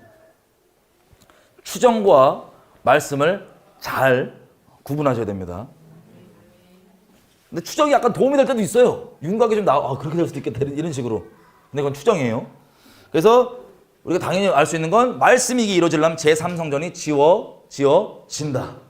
그리고 우리가 아까 읽었던 요한계시록 11장의 두 증인 얘기 나올 때 그 기록에 요한계시록 11장의 무대 배경이 어디냐면 성전이에요. 예루살렘 성전. 그러니까 당연히 세 번째 성전은 지어진다 안 지어진다? 지어집니다. 지을 준비 인간적 기준에선 다 거의 끝났습니다. 지기 시작하면 공사가 6개월 8개월이면 된대요. 뚝딱. 정치적 상황과 여러 가지 이것 때문에 그리고 하나님께서 지금 아마 더 복음 듣고 구원받을 사람들 때문에 지금 계속해서 이걸 미루고 계신 것 같은데 만약에 시작되면 6개월 8개월이면 지어요. 이미 레위인들 혈통적 요즘 세습 문제가 난리인데 레위인들은 세습 아니면 큰일 나요. 레위인들은 세습 아니면 큰일 나요. 잘못 건들면 하나님 것들. 그래서 걔는 DNA 딱딱딱 해갖고 레위인들 뽑아서 여리고성 있죠? 여리고라는 도시 거기 쪽에서 이거 스쿨 만들어갖고 레위인들이 제사 어떻게 될지 이미 다 훈련까지 하고 있고 기구들 다 만들어놨습니다. 그래서 하나님이 때가 차갖고 요이 땅 하면 언제일지 모르겠지만 요이 땅 하면 6개월 8개월 만에 성전이 지어집니다. 어쨌든 중요한 건 이 적그리스도가 제3성전에서 유대인들이 제사 잘 신나게 드리고 있는데 제사를 유지시킨대요? 멈춘대요? 멈춘다는 거예요. 이게 7년의 중간에 일어나는 일입니다. 그 다음부터 이 중간 이후부터는 뭐가 벌어지냐면 아까 얘기했던 종말까지 이 종말까지 진노가 황폐케 한 자에게 쏟아진다. 적그리스도와 적그리스도 추종하는 전 세계 대부분 사람들에게 그 진노가 쏟아지는 대환란의 시기. 자, 이렇게 해서 주님이 다시 오시는 겁니다. 그럼 하나씩 조금 나눠서 볼게요. 자, 적그리스도가 장차 많은 사람으로 더불어 한 이래 동안 언약을 굳게 정하겠다. 여러분, 이스라엘 상황을 좀 아시면 쉽게 이해할 수가 있는데, 이스라엘은요 평화에 엄청나게 목말라 있는 사람들입니다. 거의 2000년 동안 나라 없이 주권 없이 우리 일제 36년 겪었다고 막 뭐 욕하고 말하는데, 탈북자분들이나 이런 분들이 국가의 주권과 보호 없이 외국에 떠돌아다닐 때 겪었던 그 수많은 일들을 정확하게 만들잖아요. 유대인들은 거의 2000년 동안 그랬어요. 여기서 치고 여기서 학살하고 여기서 쫓겨나고, 그러니까 맨날 샘소나이트 가방 만들고 돌아다니고 그런 거예요. 빨리 현금 딱 해갖고 돌아다니고. 샘소나이트 아시죠? 유대인들이 만든 거. 삼손처럼 튼튼하다. 샘소나이트. 그 뜻이에요, 진짜로. 그러니까 2000년을 그걸 겪은 거예요. 거의 탈북자분들이 겪거든. 뭐 그런 것들 뭐 정도의 차이는 있을 수 있지만, 그거에 대한 최정점은 뭐였냐면 홀로코스트였어요. 이것들을 쭉 겪으면서 이들이 겨우겨우 야 우리 땅이 없으면 안 되겠다 싶어갖고 그 코딱지만한 그 또 막 처음 지을 때 보면 분할 이만큼 돼갖고 겨우겨우 이렇게 정착했던 그 땅 있죠? 1948년 그 땅. 이거라도 없으면 안 될 것 같으니까 마른 뼈같이 홀로코스트에서 다 죽을 것 같았던 이 이스라엘 민족이 정착을 겨우 한 거예요. 근데 정착하자마자 바로 무슨 일이 벌어져요? 정착하자마자 다음 날 바로 쳐들어요. 아랍연합. 막 싸워야 돼, 마른 뼈가. 하나님 주권으로 원래 져야 되는데 이기죠? 영토가 좀 넓어져. 그러니까 아랍 형들이 또 기름 형님들이 낙타 형님들이 좀 창피한지 또 전쟁 들어오고, 전쟁을 중동 1차, 2차, 3차 뭐 6.1 전쟁, 용키푸르 막 계속 지금도 전쟁. 이스라엘은요 그 분쟁지 이런 데 가면은 군인들이 우리처럼 널널하지 않아요. 잘못하면 지금도 목 따여요. 자살 테러도 있고. 그러니까 이 애들은 평화에 얼마나 목말라냐면, 지금처럼 현대인인데 소위 얘기하면 그냥 유럽 현대인처럼 여기면 되거든요. 그 텔아비브 도시를 보면은 전 세계 3대 저 동성역 축제할 정도로 그 막 완전 맛이 가 있어요. 그런 식으로 이 현대 유럽화 돼 있다고 보면 되는데, 여기서 이 분쟁이 나 있으니 이 사람들이 정신이 온전하겠냐고요. 평화에 목말라 있는 거예요. 자기네들이 전쟁 원치 않는다 그러면 맨날 와갖고 막 쳐들어오고 때리고 막, 나중에 하도 당하니까는 좀 낌새 보이면 먼저 선전공 해버리는 거예요. 그냥 시리아에 북한이 저거 원자로 깔아줬는데 저 자식들 저거 핵 만들어 그러고 미리 때려버리고. 워낙 당한 게 있으니까 사람 말 안 믿어요. 어쨌든 이런 식으로 평화에 목말라 있는데, 지난 시간 동안 워낙 자살 테러와 전쟁과 분쟁과 전 세계의 비방들이 있으니까는 이 유대인들이 평화를 얻기 위해서 별의별 짓을 다 해봤습니다. 팔레스타인과 이스라엘 문제가 북한, 대한민국 문제랑 똑같아요. 영적, 상황적 뭐 똑같아요. 이유가 있어요. 다음 주 우리가 보겠지만, 우리 부르심 때문에 그런데 똑같아요. 완전 똑같아요. 그래서 뭐까지 해봤냐면, 야 그래 팔레스타인 정부 인정해줘, 합법으로 우리 인정해줘. 야 쟤네 원하 땅 줘, 별의별 시도를 다 해봤어. 근데 전부 다 숲으로 돌아갔어. 뭘 깨달았냐면, 얘네가 겉으로 내세운 건 저 문제지만 이건 영적인 문제고 쟤네들은 우리 멸절을 원하는구나. 깨어있는 사람들인 걸 알아요. 메시아닉 주들은 이거는 영적 싸움이기 때문에 인간적인 어떠함으로 타협이 되는 게 아니구나. 예수로만 되는구나. 저들이 예수 믿어야 되고 우리도 예수 믿어야지만 여기서 하나 되는 거야. 이렇게 답을 알고 있지만, 세상적으로 유대인들이 워낙 이게 평화에 목마르니까 별의별 시도 다 해봤다고요. 거짓 뉴스 요즘에 우리 난리죠. 이스라엘은 2000년째 난리예요. 담담해요. 거짓 뉴스 맨날 거짓 뉴스 나오니까 그냥 그런가 보다 하고 진실 얘기하고 뭐 설명도 그냥 맨날 겪으니까. 2000년 동안 겪었으니까. 우리도 지금 겪는 이유가 있다니까요. 유대인들은 그건 2000년 겪었어요. 어쨌든 별의별 시도를 다 해보고, 뭐 저 라빈 총리나 이런 사람들은 평화협정 또 뭐 하려고 했더니, 뭐 팔레스타인 정부 인정해주려고 했더니 유대인 중에 극우 우익 청년이 또 테러해서 죽여버리고. 하여튼 엉망진창입니다. 어쨌든 결론이 뭐냐면, 야 이거 사람 힘으로 안 돼. 누구 힘으로만 되냐? 성경에 기록되어 있는 메시아가 와야지만 성경에 있는 예언대로 평화를 준다 그래갖고 메시아에 완전 꽂혀있어요. 이스라엘이 지금. 그 메시아는 예수를 인정 안 하기 때문에, 눈이 영적으로 가려져갖고 예수를 인정하지 않기 때문에 이들이 생각하는 메시아, 성경에 기록된 다윗과 같이 권세자, 정치인 딱 와서 왕처럼 전 세계 저 평화 딱 주고 이스라엘 못 건들게 하고 이스라엘 강건하게 만들고 하는 그리고 성전 지어주거나 지어주는 데 도와주고 하는 그 메시아를 간절히 기다리고 있는 거예요. 이스라엘 사람들이. 이스라엘 사람들 스스로 말로는 자기네들 역사상 가장 간절하게 메시아를 기다린대요, 지금. 그래서 맨날 저 가서 기도하고 막 이게 24시간 누가 안 시켜도 계속 끊이지 않고 기도하잖아요. 메시아 오라고, 메시아. 근데 눈이 우리 때문에 가려져 있는 거예요. 우리가 큰 빚이 있죠, 영적으로. 어쨌든.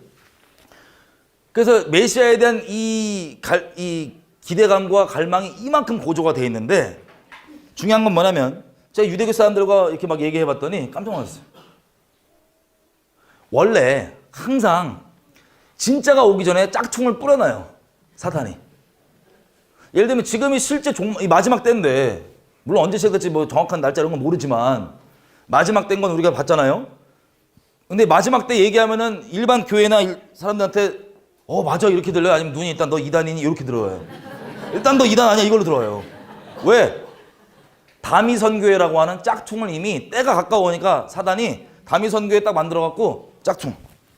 그래갖고 짝퉁하면 소등 겪으니까 진짜가 왔을 때 아무도 안 믿게. 그리고 예수님이 오시면 전 세계 평화가 옵니까? 안 옵니까? 실제 오죠? 그 평화 이전에 적그리스도 가짜 메시아가 가짜 평화를 갖고 오는 거예요. 그리고 참 메시아이신 예수님 오기 전에 누가? 가짜 메시아가 적그리스도가 오는 거예요. 항상 그 가짜를 해놔, 짜증나게. 여러분 가짜가 있다는 건 진짜가 있기 때문에 가짜가 있는 거예요. 마치 기독교만 이단이 많은 그 이유 이해되시죠? 다른 종교 이단 거의 없습니다. 지네끼리 그냥 이익싸움 이런 거지. 자, 이렇게 돼 있기 때문에 이스라엘 사람들이 갈망을 하고 있어요. 평화 때문에. 근데 한 가지, 이스라엘 사람들은 유일하신 한 분 하나님만 믿는다는 그 자부심이 크고 예수 믿는 사람들을 왜 가증히 여기냐? 어떻게 사람을 하나님이라고 얘기하냐고. 가증한 거 아니냐고. 그래서 우리를 가증하게 여기는 거예요. 한 분 하나님. 그래서 그 동일한 믿음으로 메시아를 간구하고 구하지만 메시아는 하나님이라고 생각을 안 해요.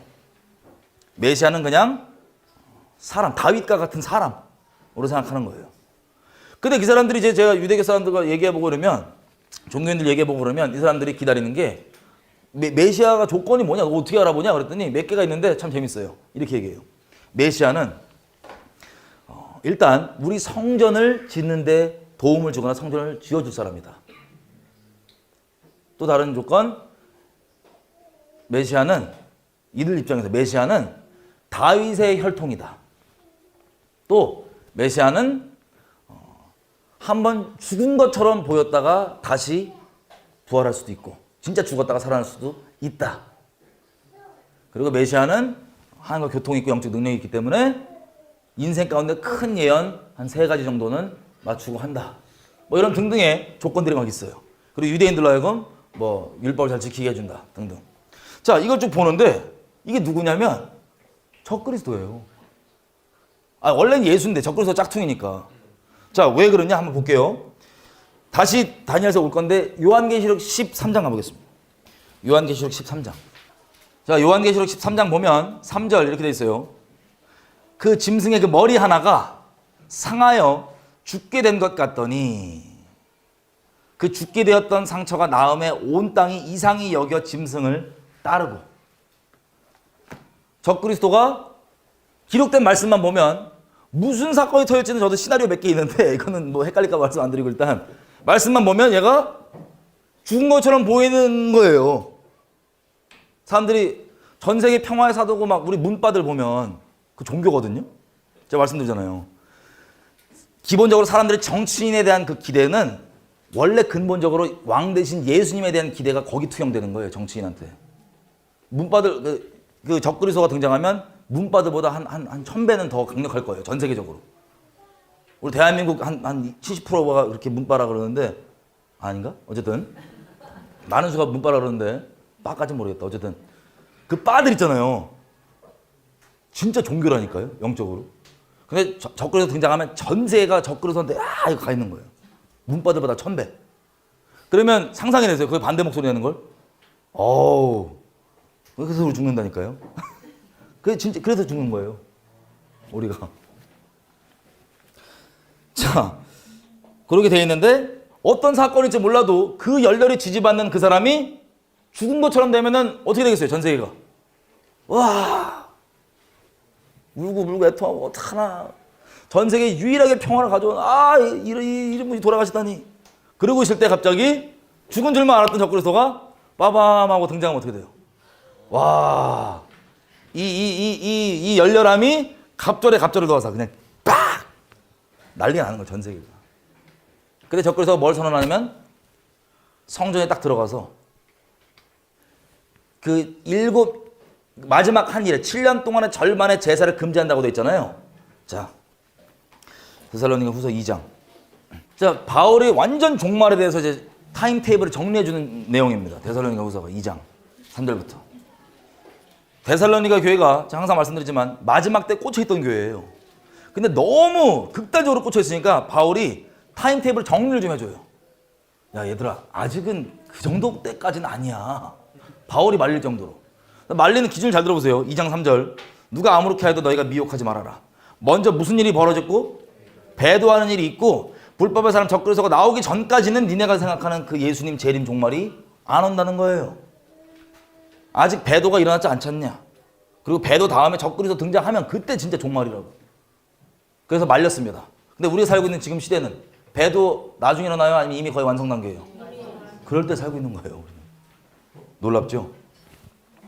그 바울이 안 말려도 되는, 오히려 깨어있으라고 권고를 해야 되는 그때 우리 살고 있는 겁니다. 자, 불법의 사람이 적그리스도예요. 2장 4절 보면 이렇게 됐어요. 그 적그리스도는 대적하는 자라. 범사에 일컫는 하나님이나 숭배함을 받는 자 위에 뛰어나 자존하여 어디에 앉아? 하나님의 성전에 앉아서 자기를 보여 뭐라고 한대요?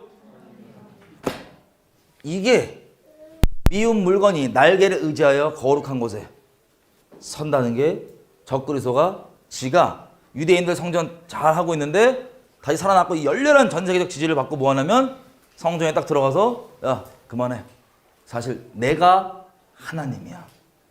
나를 경배해. 라고 제사를 금지시키고 자기가 하나님이라고 선언을 하는 거예요. 이해되세요? 이게 마지막 7년의 중간에 벌어진 일입니다. 그러면 전 세계 대다수 사람들은 이거 하나님을 받아들이겠어요? 거절하겠어요? 대부분 다 받아들여요. 대부분 다. 그래서 그때부터 짐승의 표 이거 하고 막 난리 나는 거예요. 전 세계적으로. 다 받아들여요. 대부분. 자, 그때쯤이면 짐승의 표 이런 거 안 받으면 이미 전 세계적 경제 시스템 자체도 그렇고 아예 그냥 매매가 안 되는. 그리고 기본적으로 우리는 그때까지 우리가 거기 있다면 쟤도 있을 것 같아요. 자, 그때까지 있다면 적그리스도를 타협하겠어요? 아니라고 목소리 내겠어요? 그러면 뭐냐? 지금 대한민국 우리 처지와 비슷하게 평화를 해치는 분열 종자예요. 평화를 해치는 범죄자 집단, 테러범들, 극우, 폭력분자들 이렇게 되는 게 지금은 법적으로 슬슬 들어오지만 이게 점점점 세져갖고 나중에 죽인다니까요. 하나님의 이름으로. 왜? 이들의 하나님은 평화, 하나됨, 연합, 사랑, 이상한 인본주의 사랑 이런 것들로 이미 이 선악이 대치돼 있고 이 적그리스도형에 미혹돼 있기 때문에 선악이 바뀌어 있어요. 그게 하나님을 생각해갖고 우리는 진리를 있는 그대로 따르는 것뿐인데 저 사랑 없고 저 극단적이고 저 극우고 저 평화하게 해치고 분열을 있는 놈들이니까 여러분들 이미 다 듣고 계실 거예요. 기본적으로. 그걸 이제 죽이기까지 한다니까요. 하나님의 이름으로. 자, 그게 이해가 되시죠? 왜 그렇게 되는지. 적그리스도가 이거를 빵 합니다. 그래서 그때 보면 미리 이렇게 볼게요. 데살로니가 전서 5장. 바울의 마지막 때 얘기할 때 이렇게 얘기해요. 5장 1절. 형제들아, 때와 시기에 대해서는 너에게 쓸 게 없다. 왜냐하면 주의 날이 밤에 도적같이 이를 줄을 너희 자신이 잘 알고 있기 때문이다. 3절. 잘 들으세요. 저들이 평안하다, 안전하다고 할 바로 그때 전 세계 사람들 주변에 다 평화가 왔다고 착각하고 있을 그때 잉태된 여자에게 해산 고통이 이름과 같이 멸망이 갑자기 급작스레 임하리니 저들이 결단코 피하지 못한다? 피하지 못한다. 4절. 형제들아, 너희는 어둠에 있지 아니하매 그날이 도적같이 너희에게 임하지 못하니 너희는 다 빛의 아들이요 낮의 아들이라. 우리가 밤이나 어둠에 속하지 아니하나니 그러므로 우리는 다른 이들과 같이 자고 있지 말고 오직 깨어서 근신할지라. 아멘. 자, 미혹되어 있는 평화에 쩔어 있는 사람들은 전부 다 이 재앙을 못 피해요.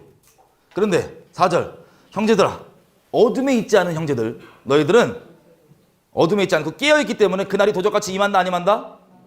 도적같이는 안 임한다는 거예요. 그날이 임하긴 임하는데 깨어있기 때문에 도적같이 안 임한다는 거예요. 요한복음에 의하면 하나님께서 우리를 친구로 부르셨죠? 성령을 주시고 친구를 부를 때 친구를 왜 친구라고 얘기하면 이렇게 얘기해요. 종은 그 주인이 할 일을 알지 못하게 하되 친구는 알게 해준다고. 또 요한복음에 그 성령 나누는 그 장들을 보면 이 성령께서 현재 일과 과거일 뿐만 아니라 어디 일도 가르쳐 준다고? 장래 일도 알려주시리라. 그 일이 임하지 않는 게 아니고 임하는데 친구들에게 알려주신다는 거예요. 준비할 수 있도록.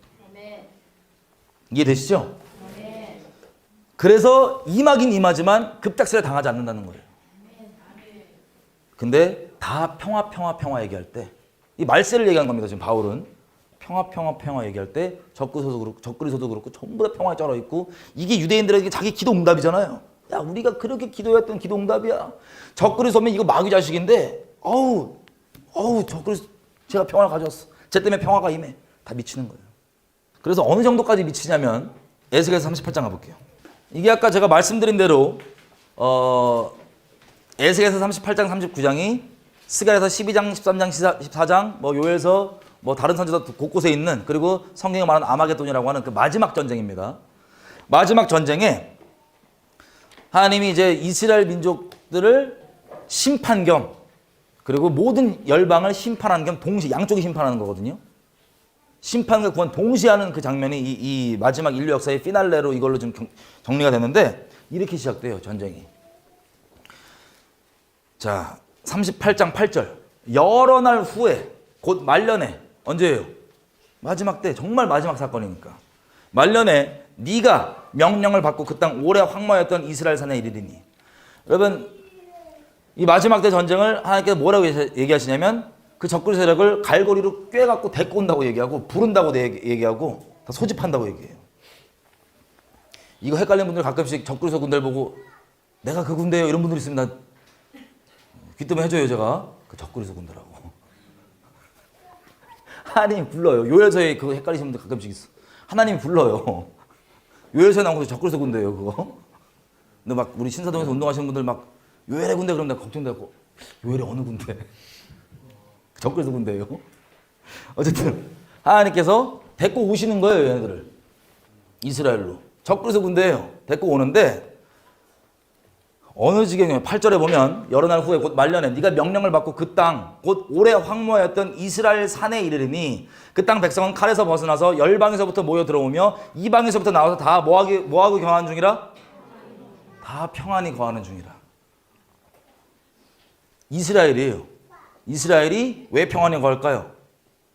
자기네들 기도 응답으로 저 가짜 메시아 적그리스도를 진짜 메시아로 착각하고 걔가 평화를 가져왔다고 미혹되어 있기 때문에 평안히 거하고 있는 거예요.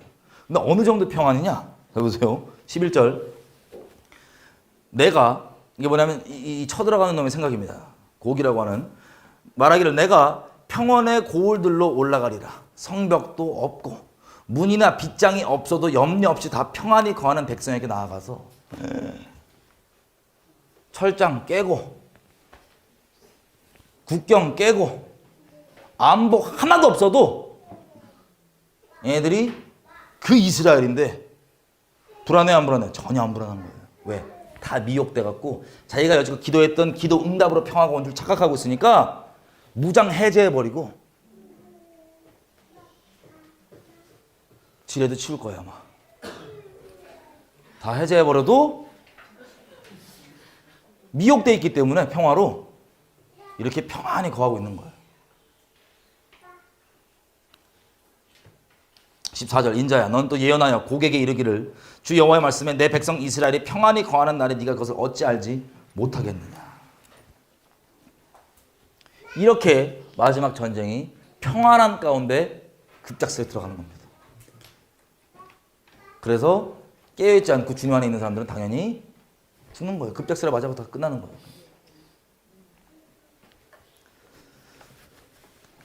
자, 그래서 그 조약이 평화협정인 거 이제 좀 이해되시죠? 가짜 평화. 평화협정. 나 평화라는 단어가 너무 싫어 진짜. 나 싫어진 지 꽤 됐어요. 평화, 연합, 사랑 원래 좋은 건데 나 그거 들고 다니는 것들이 이상한 놈들이라 갖고 진짜 막 김일성 귀신 들렸던가 적그리스도 귀신 들렸던가 하여튼 똑같은 귀신인데 나 짜증나 죽겠어. 어쨌든 그래서 이 다니엘서 9장 27절 우리 얘기 중이었어요. 적그리스도가 많은 사람과 더불어서 언약을 정하는 게 첫 번째. 이게 평화조약입니다. 평화 왔다고 착각하는 거. 전 세계 사람 전부 다. 유대인들뿐만 아니라 우리 같은 사람 빼고. 어쨌든 두 번째. 그 적그리스도가 아까 얘기했던 것처럼 그 7년 중간에 자기가 성전에 들어가서 자기가 하나님이라 그러죠. 그 이후부터 대환란입니다. 왜? 마태복음 24장 가볼게요. 15절. 예수님 이렇게 얘기하세요. 그러므로 니네가 선지자 다니엘이 말한 바 멸망에 가증한 것이 거룩한 곳에 선 것을 보거든. 이거 몇 장 몇 절이에요? 다니엘서 9장 27절. 우리가 바울이 설명해 준 것처럼 이미 알고 있는 것처럼 이 가증한 게 뭐예요? 적그리스도가 성전에 가서 제사 멈추고 자기가 하나님이라고 선언하는 것을 보거든. 그 평화 분위기 속에서 선언하는 것을 보거든. 그 다음부터 주님의 명령입니다. 16절. 그때 어디에 있는 자들? 그 일이 벌어지는 그 땅에 있는 유대에 있는 자들은 어디 뭐 하래요? 산으로 도망가라. 산으로. 지붕 위에 있는 자는 집 안에 있는 물건 가지러 내려가지 말고 밭에 있는 자는 겉옷을 가지러 뒤로 돌이키지 말아라. 그러니까 이거 보거든 뭐 하라는 소리예요? 그냥 바로 튀라는 소리예요. 이거 얘기하실 때 예수님 급박하신 마음일까요? 그러면 뭐 튀어도 되고 안 튀어도 되고 이런 마음일까요? 급박한 마음. 너 집에 아무것도 가지 말고 보면 그냥 튀라고. 잠바 하나 가지러 가지 말라고. 이유를 얘기합니다. 19절. 그날에는 아이 벤 자들과 젖 먹이는 자들에게 화가 있다. 왜냐하면 도망하는 게 쉽지가 않을 거 아니에요. 너희를 도망하는 일이 겨울에나 안식일에 되지 않도록 기도하라. 이는 이유가 나옵니다. 그때 큰 환란이 있겠습니다. 창세로부터 지금까지 이런 환란이 없었고 후에도 없으리라. 그날들을 감하지 아니할 것이면 모든 육체가 구원을 얻지 못할 것이나 그러나 택하신 자들을 위하여 그날을 감하시리라. 아멘. 왜 튀라 그러냐? 창세 동안 한 번도 없었던 무지막지한 대환란이 시작된다는 거예요. 그때부터 그 적그리스도가 와서 자기가 하나님의 선언을 그때부터 무지막지한 대환란이 시작되기 때문에 그냥 튀라는 거예요. 여러분 그 땅에는 미혹된 대부분 미혹돼 있을까요? 안 돼 있을까요? 대부분 미혹돼 있기 때문에 튀어요? 안 튀어요? 안 튀어요. 아니 평화가 왔는데 무슨 소리야? 우리가 그렇게 기도하던 그렇게 있는데 저 부정적으로 이상한 소리가 앉았어. 충격적인 건 하여튼 설득이 될 것 같아요? 안 될 것 같아요? 하나님이 영혼을 그렇게 귀하게 여기시는 분인데 이거 보고도 그냥 튀래요. 자, 이 일이 앞으로 벌어질 거잖아요. 그죠? 이스라엘에 벌어지면 세 종류의 사람이 나옵니다. 세 종류의 사람이. 첫째, 여지껏 미혹돼 있던 대로 이 평화가 진짜고 이 평화가 우리 기도의 응답이고 저 사람이 적그리스도가 나쁜 사람이 아니고 좋은 사람이야 라고 하는 미혹 가운데 있다가 와서도 그렇게 얘기하고 점점 이게 진행되고 완전 그렇게 가는데도 적그리스도 체제는 전체주의예요. 통제. 제가 말씀드렸잖아요. 저번에도. 사람은 존재 자체가 무언가를 찬송하고 찬양하려고 지음받았어요. 우리 자리에 보좌가 있습니다. 찬양마들. 근데 전체주의라는 건 뭘 하려고 하냐면 결국에는 영적인 분위기로 세상이 공중의 권세 잡은 자가 돌리잖아요. 에베소서 2장 2절 말씀처럼 세상이 그냥 멋대로 우리가 생각하는 이념과 정치대로 사람 뜻대로 가는 게 아니고 영적 세계로 돌아갑니다. 근데 그거를 전체주의로 하는 이유가 뭐냐? 인류 역사 동안 다 그걸 증명해왔고 전체주의로 왜 가냐? 강제로 생각까지 통제하는 이유. 하나님 아닌 다른 적그리스도의 예표들이지만 마지막에 진짜 적그리스도고 그 예표들을 숭배하게 하려고 하는 게 전체주의의 목적이에요. 영적인 목적이라고요. 근데 이미 전체주의로 그렇게 가도 이 미혹된 사람들은 신나는 거예요. 와 좋다. 평화다. 말하면서도 슬프네 진짜. 그렇게 첫 번째 사람 미혹된 채로 끝까지 미혹돼서 그냥 지옥 떨어질 사람들. 적그리스도 경배하다가 미혹돼 있다가. 두 번째 사람 잘 들으세요. 이 일이 있기 전에 이미 하나님을 믿고 있어요. 하나님의 친구로서 이 시대 때 사는 그 땅의 그리스도인들은 이 말씀 알고 있을까요? 모르고 있을까요? 알고 있죠. 그래서 적그리스도 등장하고 휴거가 그때까지 없다면 보고 있다가 이미 그 마지노선까지 기다리겠어요? 아니면 그 전에 그냥 하나님 따라서 가겠어요? 따라서 가겠죠? 근데 마지노선이 그거 보고는 튀란 거예요. 혹시 그때까지 기다리는 거 있습니다. 너무 인생 벼락, 저도 인생 벼락치기인데 그때까지 안 기다릴 것 같아요. 어쨌든 이거를 이미 하나님 말씀 가운데 있었고 하나님 교제 가운데 있었기 때문에 아까 데살로니가서 5장 얘기한 것처럼 급작스레 겪어요? 아니면 미리 대비하고 있었어요? 대비하고 있었어요. 성령 인도하심 따라서 산으로 가는 사람들이 있습니다. 셋째, 이 사람들은 나중에 예수님이 따로 데리러 가요. 이사야서 63장. 좀 이따 쉬었다가 볼 건데 데리러 가요. 어쨌든 이 사람들은 당연히 하나님께 이미 속한 사람들이고, 세 번째 마지막 어떤 사람들이 생기냐? 이 사람들이 뭐 소문으로 듣던 뭐로 듣던 이러고 있었는데 메시아가 왔는데 좋은 거 좋아 했는데 여지껏 미혹돼 있었어요. 한마디로 평화가 왔구나, 잘됐다, 평화가 온 줄 알고 있었는데 적그리스도가 딱 그런 거 보니까 야 이건 아니야 라고 그때 깨어나는 사람들, 뭐를 겪으면서? 대환란을 겪으면서 깨어나는 사람들이 세 번째 종류 사람들이에요. 이 사람들 그 대환란을 겪으면서 두 번째 사람, 세 번째 사람 둘 다 성령의 인도하심을 받는 거예요. 차이가 있다면 이 일이 시작되기 전부터 받았냐, 이 일이 시작되고부터 받았냐, 이 차이가 있는 거지. 이것들을 겪으면서 환란을 겪으면서 건진받을 사람들, 이 세 종류의 사람들이 나옵니다. 이해되시죠? 그렇게 대환란. 그때부터 성경 말하는 대환란이에요. 그 다음 마지막 부분 보면 그 대환란이 이렇게 되어 있죠. 이미 정한 종말까지 진노가 황폐케 한 자에게 쏟아지리라. 우리가 자세히 이따가 볼 건데 예수님이 얘기했던 전무후무한 환란. 그럼 역사 동안 한 번도 없었던 전무후무한 환란이면 어느 정도 생각하세요? 왜 7년 전 휴거가 있다고 굳게 믿는 분들이 7년 전은 아니라면 막 승질내지 아세요? 이분들은 이거는 확실히 있어요.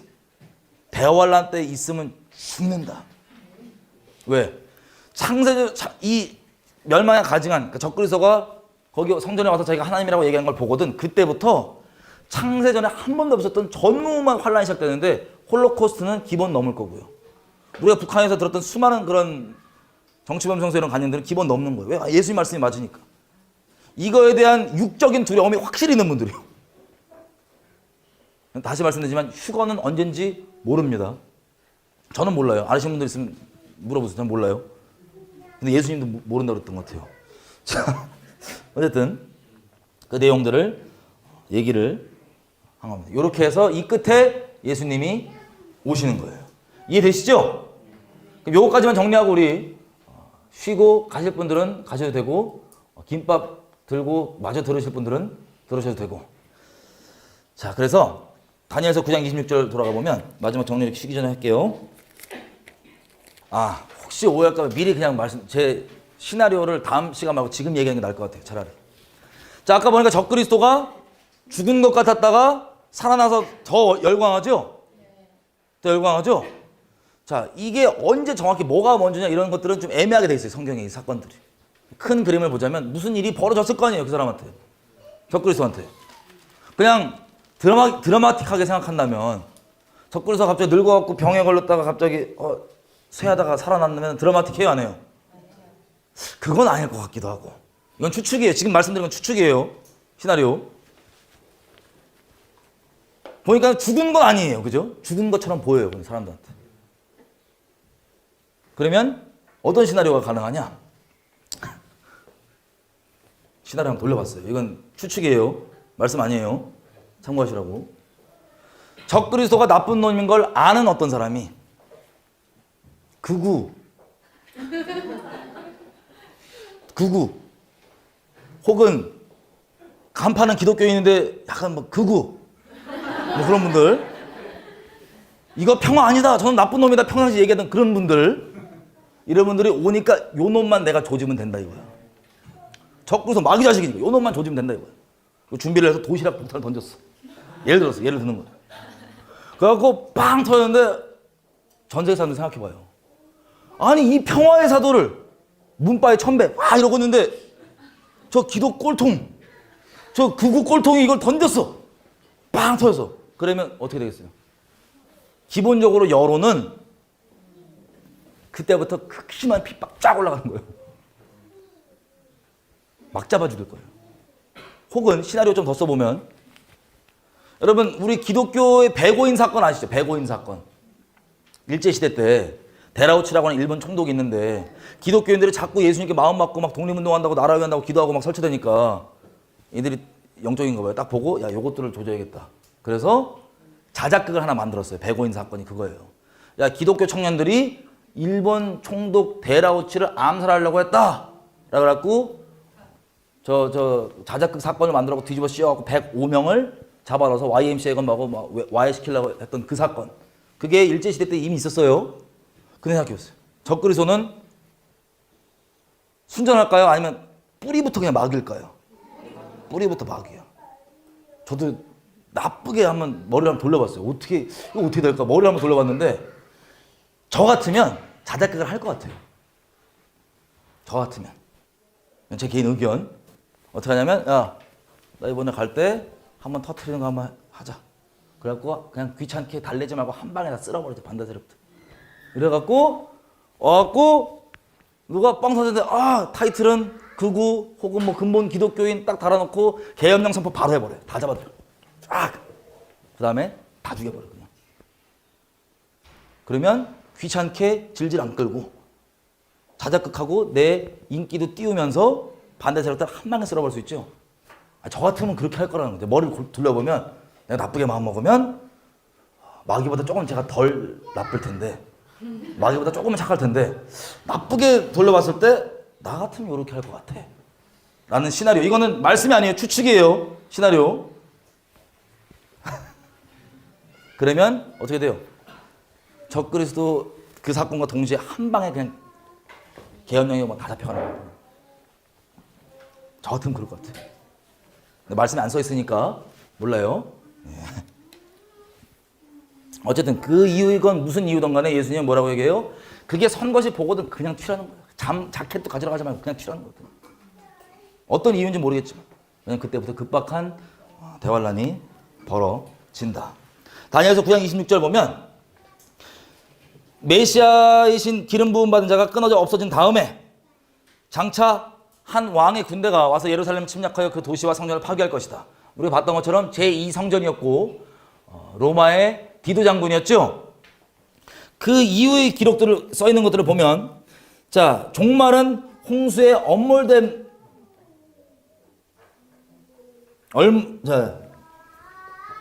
여러분 개인적으로 제가 시간 없으니까 사도행전을 여러분들 직접 읽으면서 이분들이 왜 그렇게 살았냐. 핍박이 오면 그냥 예루살렘에서 예수 증거로 살다가 핍박이 오면 어떻게 돼요?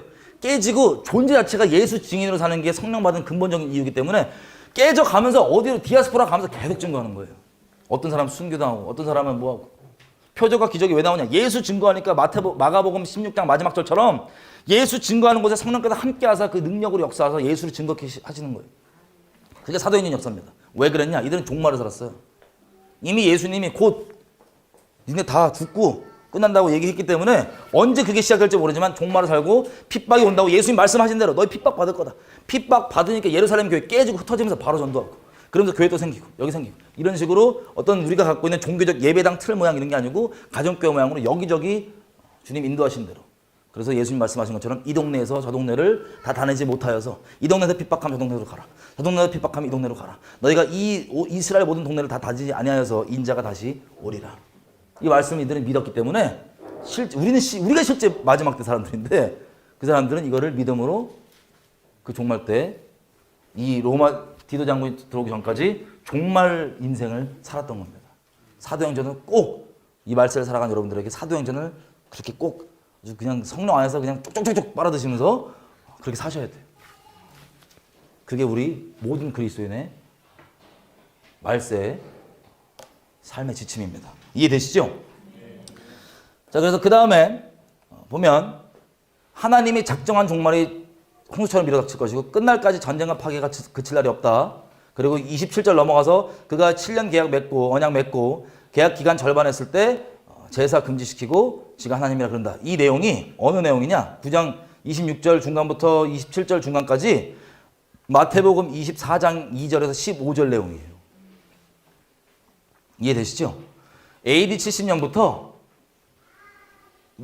디도 장군 쳐들어왔을 때부터 나중에 훗날에 언제일지 모르지만 있을 적그리스도가 자기 하나님이라고 선언할 그때까지의 그 내용들을 이미 다니엘서의 9장 26절부터 27절 기록돼 있고 예수님께서 마태복음 24장에 좀 더 풀어서 말씀하신 거예요. 그 내용을, 같은 내용을. 한번 보겠습니다. 마태복음 24장. 여기까지 보고 우리가 쉬고 가실 분 가시고 식사할 분 식사할게요. 마태복음 24장. 여러분 그러면 지금 예수님이 얘기하신 마태복음 24장이 우리가 살고 있는 이 시대에도 적용이 될까요? 안 될까요? 그걸 염두하고 한번 읽어보겠습니다. 24장 2절. 1절부터 읽을게요. 그냥. 예수께서 성전에서 나와 가실 때 제자들이 성전 건물들을 가리켜 보이고 나오니, 왜냐하면 성전이 엄청나게 크게 키웠거든요. 헤롯이. 그래갖고 성전에 자부심이 있단 말이에요. 와, 설마 이렇게 하나님 이름 달려있는 성전이 있는데. 그랬더니 2절 대답하여 가라사대 너희가 이 모든 것을 보지 못하느냐? 내가 진실로 너희에게 이르노니 돌 하나도 돌 위에 남지 않고 다 무너질 것이다. 예수께서 감람산 위에 앉으셨을 때 제자들이 종영이 와서 가로되 우리에게 말해 주십시오. 어느 때에 이런 일이 있으며 또 주의 다시 오심과 세상 끝에는 무슨 징조들이 있겠습니까? 4절 말세 제일 중요한 거 4절 예수께서 대답하여 가라사대 너희가 사람의 미혹을 받지 않도록 주의해라. 사람의 말로 하나님 말씀 뺏기지 말라고 합니다. 쉽게 얘기하면. 그리고 말씀 그대로 말고 사람의 만들어낸 인본주의적 선악의 기준들과 이런 것들로 다 미혹되는 거예요. 말씀. 그게 적그리스도형입니다. 선악을 뒤바꾸는. 5절 많은 사람이 내 이름으로 와서 이르되 나는 그리스도라 하여 많은 사람을 미혹해 하리라. 누구예요? 우리 주변에도 많잖아요. 이미 예고편들 이만희, 명석이, 상몽이 뭐 얘들 많잖아요. 그런 애들이 결정판이 누구예요? 끝판왕이. 적그리스도예요. 따라장애들이에요. 그냥 어설프게. 어쨌든 미혹이 돼 있고 6절 난리와 난리 소문을 듣겠으나 너희는 삼가 두려워 말라. 이런 일이 있어야 돼. 끝은 아직 아니니라. 난리와 난리 소문들 여러분 뭐 하나님 앞에 그래도 깨있고 관심 있으신 분들은 난리와 난리 소문들 많이 들었죠? 수년째 들었죠? 하나님의 자비하심 때문이에요. 육적으로 반응하는 분들은 하나님께서 뭘 원하시는지 놓칩니다. 뭐 저녁 난다 그랬더니 뭐 이상한 여자가 왔고 막 나가랬더니 쳤다가 성령의 인도하심을 받아야지. 육적으로 움직이면 다 낭패예요. 저도 15년째 지금 거의 15년째 하나님의 심판을 얘기하는데 진짜 안타까운 게 하나님께서 저에게 급박한 마음을 주세요. 당장 내일 날 것 같아. 무드셀라야 지금. 막 얘기해요. 그럼 그걸 듣고 깨어나는 분들이 있어요. 깨어나면 어디에 뿌리 내려다냐면 이 땅에 내 소망 둔 거 다 접고 하늘에 딱 뿌리 내리고 성령의 인도하신 대로 이제부터 살아야 되겠구나라고 하나님께 딱 고정을 해야 되는데 잠깐 그러니까 쫄아. 무서워요. 어떻게 모르겠다. 일단 펴보자. 쳤다가 자기 원하는 때 이게 안 일어나. 에이 이런 대한민국 전쟁 관련 소송이 몇 번 있었죠. 이미 육적으로 반항하시는 분 여기 있을 수도 있어. 괜찮아. 회개하면 돼. 결국엔 뭘 얘기하냐면 목숨에 두려워서 육신 따라 사는 그거 끝내고 살든지 죽든지 예수님 다시 오신 거 예수님을 사모하는 거에 그냥 인생을 걸어버리는 거예요. 그게 원래 우리 존재 목적인 것처럼. 그게 원래 존재 목적이고. 그러려고 하나님께서 깨워주시는 거예요. 예를 들면 우리가 이 식사하고 보겠지만 말세가 이 종말 시작되잖아요. 그 환란들. 여러분 생각하는 것 여러분이 인간적으로 어디 뭐 가고 뭐 이걸로 여러분 절대 못 버텨요. 전 세계적으로 막 3분의 1을 한 방에 주고 막 난립니다. 지진 나면 막 대륙들 움직이고 산들 움직이고 우박들이 30km, 35km짜리 떨어져요. 막. 전염병 막 돌고 기근. 그러니까 인간적인 어떠함으로 어차피 그렇게 살 수 있는 때가 아니에요.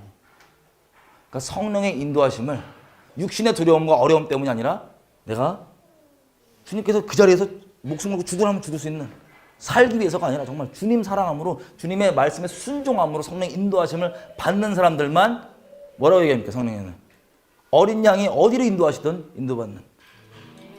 그러니까 이 땅에 뿌리 내리고 다른 게 있으면 못 그래요. 그것들을 성령께서 드러내 주실 겁니다. 계속.